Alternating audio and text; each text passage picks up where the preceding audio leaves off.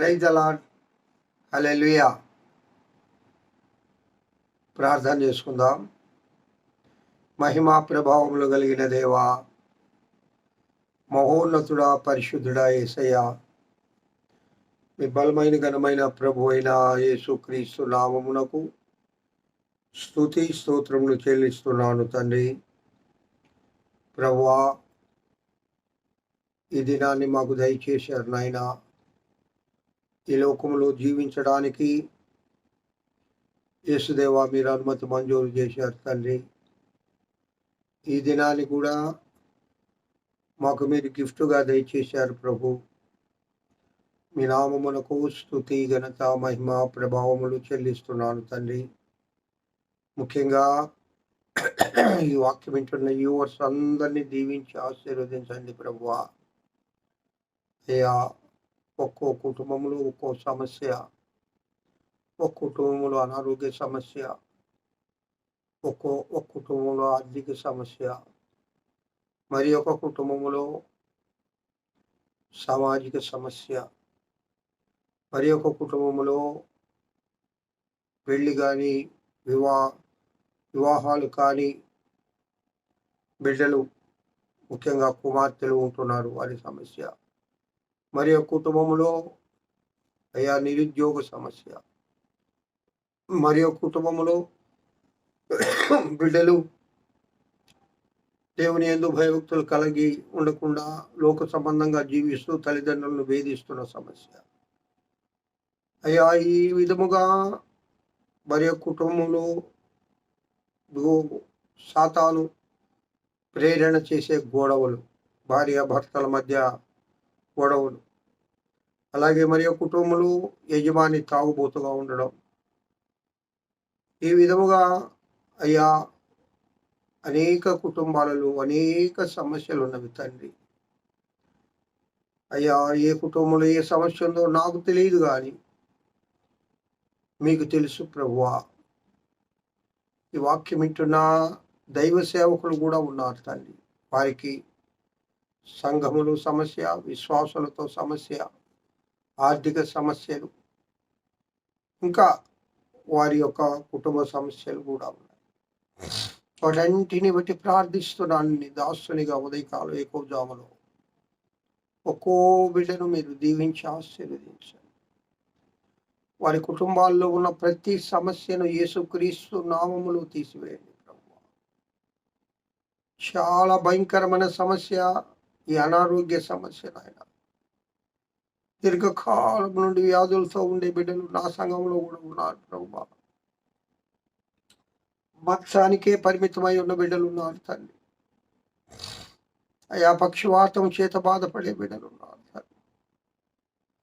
అయా, పక్షవాతం చేత కాళ్ళు తీసివేసి నోరు కూడా లేకుండా ఉండే దైవజనుడు అయా ఉన్నాడు ప్రభువా.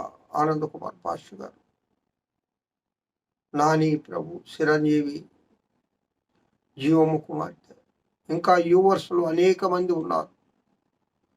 యేసు ప్రభువా, ఆ బిడ్డలను ఒక్కసారి మీరు ముట్టండి. మీ పరిశుద్ధ రక్తాన్ని ప్రోక్షించండి అయ్యా. మీ దయగలిగిన హస్తముతో ఆ బిడ్డలను ముట్టండి. మీ గాయపడిన హస్తముతో ఆ బిడ్డలను ముట్టండి. ఆ బిడ్డలకు సంపూర్ణమైన ఆరోగ్యం యేసుక్రీస్తు నామములో దయచేయని కోరుచున్నాను తండ్రి. మీరు ప్రేమామయులు కదా దేవా, మీరు దయామయులు కదా అయ్యా. మీకంటే ఈ లోకంలో మాకెవరున్నారు నాయన? అబ్బా తండ్రి అని చెప్పుకోవడానికి మీరు మాత్రమే మాకు ఆధారము, మీరు మాత్రమే మాకు తండ్రిగా ఉన్నారు. మా సమస్యలన్నీ కూడా పరిష్కరించేదానికి మీరు మాత్రమే సమర్థులు ప్రభువా. ముఖ్యంగా యాకోబును బట్టి కూడా ప్రార్థిస్తూ ఉన్నాను. అనేక సంవత్సరాల నుండి దీర్ఘకాలికంగా మంచంలోనే ఉంటున్నాడు ప్రభువా. ఆ బిడ్డను కూడా ముట్టండి నాయన, ముట్టండి తండ్రి, ముట్టండి ప్రభు. అయ్యా, ఈ వర్షంలో అనేక మంది బిడ్డల అనారోగ్యాలతో బాధపడుతున్నారు. తాత్కాలికమైన షుగర్ వ్యాధులు, అలాగే తండ్రి బీపీ, అలాగే కిడ్నీస్, అలాగే నాయన గుండె సమస్య, అలాగే ఊపిరితిత్తుల సమస్య, అలాగే గ్యాస్ట్రైటిస్ ప్రాబ్లమ్స్, అనేక రకాలైన ప్రాబ్లమ్స్లో ఉంటున్న బిడ్డలందరినీ కూడా మీరు ముట్టి స్వస్థపరచండి. స్వస్థపరిచే యెహోవాను నేను, స్వస్థపరచ నేరకుండునట్లుగా నా హస్తము కురుచ కాలేదు అని వాగ్దానము చేసిన దేవా, ఏకోజాములో ఆ వాగ్దానాన్ని పట్టుకొని నేను విన్నవించుకుంటూ ఉన్నాను. మీ పాద పద్మం నమస్కరిస్తూ ఉన్నాను. ఒక్కసారి మీరు ముట్టి స్వస్థపరచమని, వాక్యం వింటున్న యువసనందరినీ దీవించమని, ఈ అనుదిన ఆహారంలో ఈ దినం మాతో మాట్లాడమని యేసు నామమున పేరిట వేడుకొంచున్నాను తండ్రి, ఆమేన్. Praise the lord. ప్రియులారా, ఈ 27వ తేదీ 4వ నెల 24వ సంవత్సరంలో ఏకోజాములో ఆ దేవదేవుని సన్నిధిలో చేరి అనుదిన ఆహారాన్ని మనం భుజించడానికి ప్రభు మనకిచ్చిన సమయాన్ని బట్టి స్తోత్రాలు. హల్లెలూయా. ముఖ్యంగా ప్రియ దేవుని బిడ్డలారా, ఆ ప్రేమ ఫలముల గురించి, అనగా ఈ సుగంధ ద్రవ్యములు కలిగి మనము దేవుని ఆరాధించాలి, దేవునికి సమర్పించాలి అని నేను గత దినాలన్నీ కూడా చెప్తూ వచ్చాను. అది ముగింపుకు వచ్చేసింది, అయిపోయింది. అయితే ఈ సుగంధ ద్రవ్యములు అనగానేమి, ఏంటి? పాత నిబంధన కాలంలో నేను చెప్పాను మీకు, ఈ సుగంధ ద్రవ్యాలలో, పరిమళ తైలంలో ఏ సంభారమును కలుపుతారు, వేటితో చేస్తారు, అది మన బైబిల్లో గ్రంథస్థము ఎక్కడెక్కడ చేయబడి ఉంది, దీని ప్రాముఖ్యత ఏంటి అనే విషయాలను నేను చెప్తానని చెప్పాను. చివరిగా ఇంకా ఈ దినము 2-3 దినాలు ఈ సుగంధ ద్రవ్యముల గురించి మనము లేఖనాలను పరిశీలిస్తూ ధ్యానం చేసుకుందాం ప్రియులారా. ఆదివారమున లూకా సువార్త 24 మొదటి వచనంలో, ఆదివారమున తెల్లవారుచుండగా ఆ స్త్రీలు సాము సిద్ధపరిచిన సుగంధ ద్రవ్యములు, సిద్ధపాటు చేయాలి సుగంధ ద్రవ్యాలను. ప్రియులారా, ఈ సుగంధ ద్రవ్యములు అనేవి పాత నిబంధన కాలంలో చాలా ప్రాముఖ్యత వహించాయి. పాత నిబంధన కాలంలో చాలా ప్రాముఖ్యత వహించాయి. ఈ సుగంధ ద్రవ్యములు పరిమళ తైలం కొరకైనవి, అలాగే సుగంధ వాసననిచ్చేవి, అలాగే సుగంధము గల లవంగి పట్ట, అలాగే సుగంధ వాసన, ఈ విధంగా 5-6 రకాలుగా 4-5 రకాలుగా ఉన్నాయి ప్రియులారా. అసలు ఈ సుగంధ తైలము లేక ప్రతిష్ఠ తైలము లేక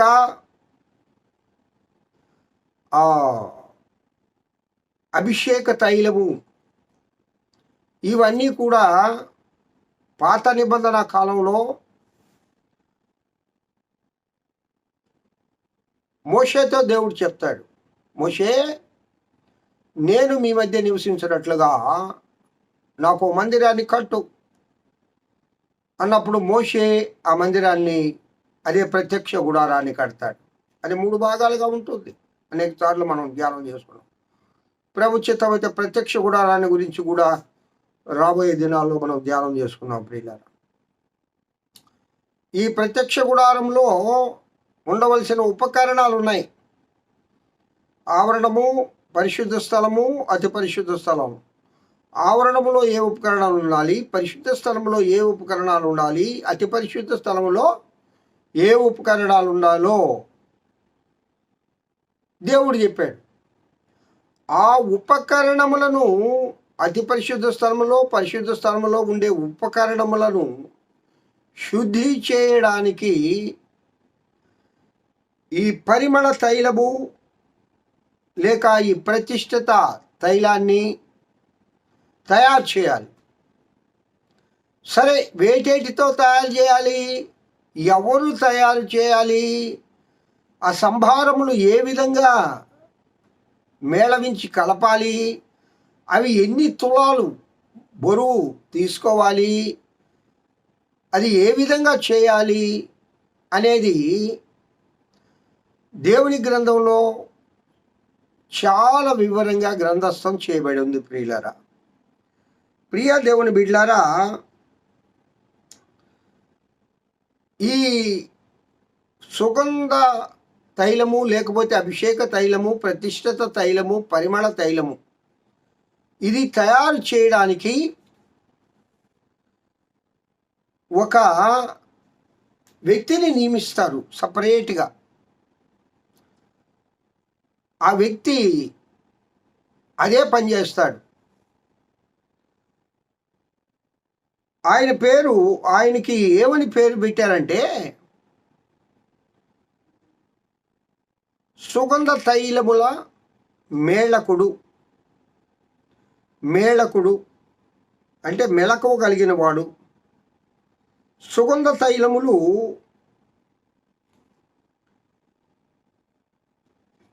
లేక ప్రతిష్ఠిత తైలాన్ని చేయడానికి ఒక మేళకుడు కావాలి. ఆ మేళకుడు ఎవరిని తీసుకోవాలి? ఎవరు ఆ మేళకుడు ఉండాలి అంటే నిర్గమకాండము 30వ అధ్యాయము 25వ వచనంలో రాయబడింది. ప్రియులారా, సుగంధ ద్రవ్యముల మేళకుని పని అయిన పరిమళ సంభారముగా చేయవలెను. సుగంధ ద్రవ్యముల మేళకుడు ఆయన పేరు. ఆయన ఎవరు, ఏ వంశం నుంచి తీసుకోవాలి? ఇప్పుడు యాజకత్వం చేయడానికి లేవి వంశం నుంచి తీసుకున్నారు. ప్రత్యక్ష గుడారంలో ఏ పని చేయాలన్నా లేవి వంశస్థులే చేయాలి. అది ఏరే వారు ప్రత్యక్ష గుడారాన్ని కట్టడానికి కానీ, ప్రత్యక్ష గుడారాన్ని మోయడానికి కానీ, ప్రత్యక్ష గుడారాన్ని నిలబెట్టడానికి కానీ, ప్రత్యక్ష గుడారంలో ఏ పని చేయడానికి కానీ, చివరకు గంగాళంలో నీరు పోసేవాళ్ళు కూడా, అది పరిశుభ్రత చేసేవాళ్ళు కూడా, వాళ్ళు ఎవరంటే ఎవరైనా సరే వాళ్ళు లేవి వంశస్థులు మాత్రమై ఉండాలి. ఏరే వారు అక్కడ ప్రత్యక్ష గుడారంలో ఏ పని చేయకూడదు. అంటే దేవునికి బలి అర్పించేది మొదలుకొని యాజకులు మొదలుకొని ప్రతి పనివారు కూడా లేవి వంశస్థులయ్యే ఉండాలి. ఇక్కడ ఈ సుగంధ ద్రవ్యంలో మేళకుడు కూడా ఎవరై ఉంటాడంటే అతను కూడా లేవి వంశస్థుడే. అది గ్రంథస్థం చేయబడింది దేవుని గ్రంథంలో. వేరే వారు చేసిన సుగంధ ద్రవ్యములు, ఆ ప్రతిష్ఠ తైలము అది శుభ్రపరచడానికి, అలాగే అభిషేక తైలము అది అభిషేకించడానికి అది పనికిరాదు. ఎవరంటే వాళ్ళు చేయడానికి పనికిరాదు. ఇప్పుడు మనకుంది అత్తరు పని వారు చేస్తారు. ఇది అత్తరు, అది కూడా సుగంధ ద్రవ్యమే. అత్తరు ఆ మాట కూడా బైబిల్ గ్రంథంలో రాయబడింది. ప్రియులారా, అత్తరు పని వారు చేసినది. అత్తరు పనివారు అనేది కూడా దేవుని గ్రంథంలో గ్రంథస్థం చేయబడింది. కారణం ఏంటండి? ఆ ప్రత్యక్ష గుడారంలో లేక సుగంధ తైలం తయారు చేయడానికి ఆ పరిమళ తైలం మేళకుడు మాత్రమే చేయాలా? ఏరే వాళ్ళు చేయకూడదా? ఆ నైపుణ్యత అతనికే ఉందా అంటే అతనికే ఉంది. దేవుడు ఏర్పాటు చేసుకున్నాడు. ఏరేవారు అతనికంటే ఇంకా చాలా చక్కగా ఆ సుగంధ ద్రవ్యాలన్నీ తీసుకొని నేను ప్రతిష్ఠిత తైలం, అభిషేక తైలం తయారు చేస్తానంటే పనికి రాదు. నిన్ను దేవుడు ఎన్నుకోలేదు. ప్రియా దేవుని బిడ్డలారా, ఇక్కడ నాకు మాట జ్ఞాపకం వస్తుంది.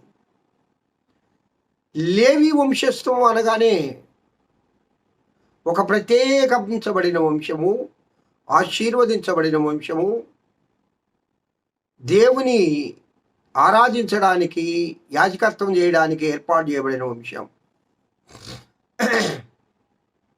ప్రత్యక్ష గుడారంలోనే కానీ, మందిరంలోనే కానీ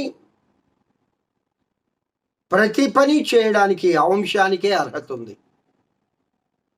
అది ఏ విధంగా ఎన్నుకున్నారో, చిగురించిన ఆ యొక్క అహరోను కొమ్మ,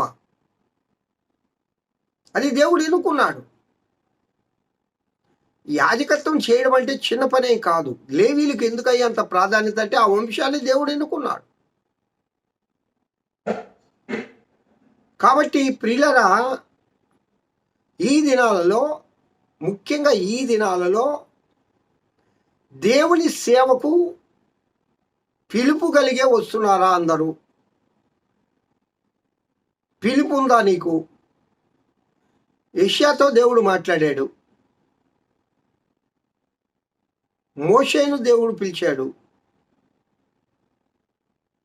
అబ్రహామును దేవుడు పిలిచాడు, ఇంకా అనేక మంది ప్రవక్తలను దేవుడు పిలిచాడండి. దేవుడు పిలిచాడు. దేవుని పిలుపు లేకుండా దేవుడు వాళ్ళతో మాట్లాడు. దేవుడు వాళ్ళని అభిషేకించడు. అయితే ఈ దినాలలో ఎంతమంది దేవుని పిలుపు కలిగి వస్తూ ఉన్నారు? మా తాత పాస్టరు, మా నాయన పాస్టరు, ఇప్పుడు నేను పాస్టర్గా ఉంటాను. ఎందుకంటే మా నాయన ఒక సంఘం స్థాపించిపోయాడు, దాన్నే కొనసాగించాలా. సరే, మంచిదే, నేను కాదన్న, కానీ దేవుని పిలుపు ఉందా అని, ఒక ప్రతిష్టత ఉందా నీకు? నేను చాలాసార్లు చెప్పాను. ఒక పెద్ద వచ్చి, అయ్యా మా చిన్నోడు ఎందుకు పనికి రావట్లేదు, వాడు 10వ క్లాస్ ఫెయిల్ అయ్యిండు, వాడికి ఉద్యోగం కూడా రాదయ్యా, ఎందుకు పనికిమాలినోడయ్యా వాడిని తీసుకుపోయి అదిగో ఆ సెమినరీ అయినా రామాయపట్నంలా ఆ పాస్టర్ అయినా ఈ బతుకుతాడా, పెద్దోడికైతే ఉద్యోగం వచ్చేవాడు బాగా బతుకుతున్నాడు. అంటే అర్థమైంది, ఎందుకు పనికిమాలినోడు రామాయపట్నంలో పోయి సెమినరీ చేయాలి? అక్కడ దేవుని పిలుపుండ బల్లే. అంటే ఆ పెద్ద తల్లిని నేను తప్పు పట్టడం లేదు ప్రియులారా, సహజంగా జరిగేది కళ్ళారా చూసి ఆమె చెప్పింది. సెమినరీ పెద్ద ఆయన దగ్గరికి పోయి, అయ్యా మా వాడికి ట్రైనింగ్ కావాలయ్యా. ఏం చదువుకుంటున్నాడా? 10వ క్లాస్ పాస్ అయ్యండి అయ్యా. సరే పంపు. వీళ్ళిద్దరు నిర్ణయిస్తే అయిపోయాడు ఆయన పాస్టర్. దేవుని పిలుపుండి దేవుని సేవ చేసే వాళ్ళ సేవా విధానమే వేరుగా ఉంటుంది. పిలుపు లేకుండా బ్రతకడానికి పాస్టర్ వేషం వేసుకొని వచ్చే ఆ పాస్టర్ని కూడా అన్నా నేను. ఆ వేషం వేసుకొని వచ్చే వాళ్ళ సేవా విధానం వేరుగా ఉంటుంది. వాళ్ళ సేవలో అభివృద్ధి ఉండదు. వాళ్ళు కేవలం బ్రతకడానికి. కానుకలు ఎవరెవరు ఇస్తారు? ఇప్పుడు చాలా సమస్యలు ఉన్నాయి. వాళ్ళు కూడా ఏంది, ఏళ్ళని అడ్డం పెట్టుకొని ఫారెన్ నుంచి డబ్బులు తీసుకొని తింటున్నారు. కోట్ల రూపాయలు కాదులేండి, వాళ్ళు బతకడానికి ఈ చిన్న చిన్న పాస్టర్లని పేరు పెట్టుకొని, ముఖ్యంగా ఎస్టీ వాళ్ళు, పేద పాస్టర్లు, ఎస్సీ వాళ్ళు, ఒక ఆయన ఒక 2,000, ఒక ఆయన ఒక 2,000, ఒక ఆయన ఒక 2,000, ఒక ఆయన ఒక 2,000, ఇట్లా 4-5 వాళ్ళ దగ్గర ఓ 2,000 తీసుకొని అంతా ఒక 10,000 చేసుకొని, ఈయన ఒక చిన్న సంఘాన్ని ఒక 4-3 ఒక్కొక్క ఆయన అయితే 2 పెట్టుకొని ఒక చిన్న సంఘాన్ని కట్టుకొని పాస్టర్ని అని దేవుని సేవ చేస్తాను. కాదన్నాం, నేను వాళ్ళని విమర్శించడం వల్ల ఇక్కడ దేవుని గ్రంథంలో ఏదైతే రాయబడి ఉందో దాని గురించి నేను చెప్తున్నాను. చివరకు ఈ సుగంధ ద్రవ్యాల మేళకుడు కూడా లేవి వంశానికి చెందిన వాడై ఉండాలి. ఏదే వాళ్ళు వచ్చి ఈ యొక్క సేవ, ఈ పరిమళ తైలము, ఈ ద్రవ్యము కలపడానికి, ఈ అభిషేక తైలం కలపడానికి వీలు లేదు, అసలు తాకడానికి కూడా లేదు. కాబట్టి ప్రియులారా, సేవ అనేది దేవుని పిలుపు వచ్చి ప్రతిష్ఠ చేసుకోవాలి. మొదట దేవుని పిలుపు ఉండాలి మొదటిగా. రెండవది, నిన్ను నువ్వు ప్రతిష్ఠించుకోవాలి. యేసన్న గారు సేవ ఏ విధంగా ఉంది? సిలోన్ పెంతెకోస్తు మిషన్లో చెన్నైలో పోయి చేరింటే ఇంకా ఆయన సాక్ష్యం మనం విన్నాం. చిన్ననాటి నుంచి ఆయన పెరిగిన విధానం మా నెల్లూరు జిల్లా కపాటపాలెం. సిలోన్ పెంతెకోస్తు మిషన్కి పోయి ఉంటే అక్కడ పరిచర్య చేస్తుంటే ఆ దైవ సేవకుడు చెప్పాడంట, రే ఏసన్నా నువ్వు ఇక్కడ పనికిరావు, నువ్వు వెళ్ళి సపరేట్గా సేవ చేసుకో. వాళ్ళు ఏ మాట చెప్పినా పరిశుద్ధాత్మ దేవుని యొక్క పరిశుద్ధాత్మ ప్రేరణతోనే చెప్తారు. ఆయన ఆ దినాల్లో ఒంటరిగా వచ్చి దేవుని సేవ చేశాడు. ఈరోజు హోసన్నా మినిస్ట్రీస్ ప్రపంచంలోనే ఒక ప్రత్యేకించబడిన మినిస్ట్రీస్గా జరుగుతుంది.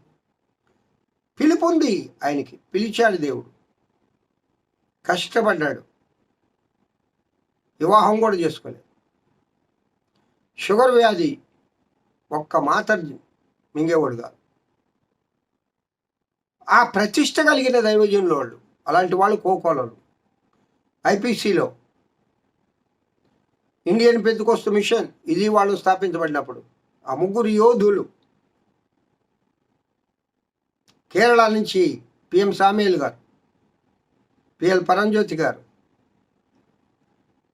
డేవిడ్ గారు, ఈ ముగ్గురు యోధులు ఇండియన్ పెంతెకోస్తు మిషన్ స్థాపించి ఎన్నో సంఘాలు. పిల్లరా విజయవాడ పోయినప్పుడు పిఎల్ పరంజ్యోతి గారు ట్రాన్స్లేషన్ చేస్తుంటే పిఎం సామ్యూయల్ గారు వాక్యం చెప్తుంటే 2 సింహాలు పోట్లాడుకున్నట్టు ఉండేది ఆ స్టేజీ పైన. ఏంట్రా ఈ వాగ్దాటి అంటే పరిశుద్ధాత్మని యొక్క నడిపింపు, అభిషేకం, పిలుపు ఉందండి. కొన్ని వేల కిలోమీటర్లు సైకిల్ కూడా లేకుండా నడిచి వెళ్ళి ఆహారం లేకుండా సేవ చేశారు. ఎంతో అభివృద్ధి, ఎన్నో వేల సంఘాలను స్థాపించగలిగారు. అలాగే ద పెంతెకోస్తు మిషన్, అదే సిలోన్ పెంతెకోస్తు మిషన్ అని పూర్వం పేరు ఉన్నది. వాళ్ళు అసలు వివాహం చేసుకోకుండానే ప్రతిష్ట చేసుకొని దేవుని సేవ జరిగిస్తూ ఉన్నారు. వాళ్ళందరూ పిలుపు ఉందండి, ఒక ప్రతిష్ఠించుకుంటారు వాళ్ళ జీవితాన్నే దేవుని కోసం. అలాంటి దైవ సేవకులు కావాలి మనకు. ఈ దేవుని పిలుపు ఉండాలి. రెండవది ప్రతిష్ఠ చేసుకోవాలి. మూడవది సమర్పించుకోవాలి. నాలుగవది సంపూర్ణంగా దేవుని సేవ చేయాలి. ప్రియులారా, మంచిది. ఈ మేళకుడు వాడే సుగంధ ద్రవ్యం తయారు చేయాలంటే, పరిమళ తైలం తయారు చేయాలంటే, అభిషేక తైలం తయారు చేయాలంటే ఈ మేళకుడు వాడే కొన్ని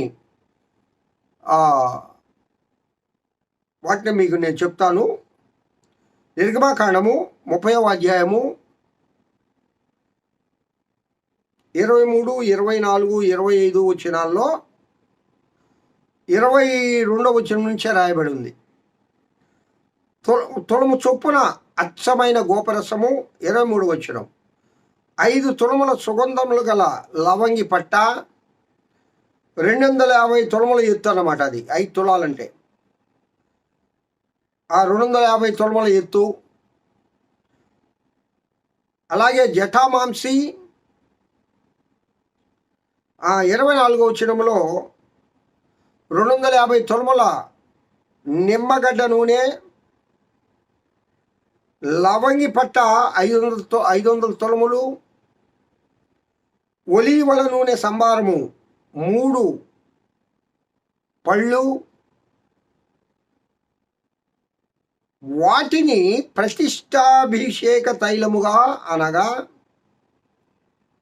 సుగంధ ద్రవ్యముల మేళకుని పని అయిన పరిమళ సంభారముగా చేయవలెను. అలాగే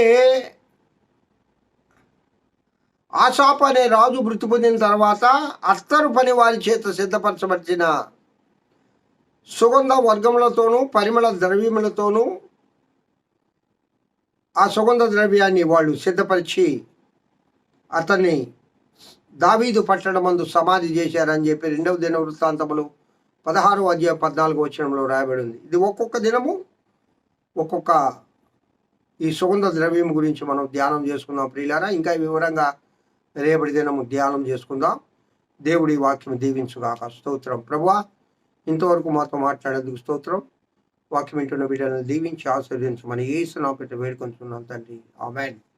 తండ్రి అయిన దేవుని నుండి, కుమారుడైన యేసుక్రీస్తు నుండి, పరిశుద్ధాత్మ అన్యోన్య నిత్య సహవాసము వాక్యం వింటున్న బిడ్డలందరికీ సర్వలోక పరిశుద్ధులకు సార్వత్రిక సంఘాన్ని ఇప్పుడు ఎల్లప్పుడు సదాకాలం తోడైండి నడింపబడును గాక. ఆమేన్. ఆమేన్.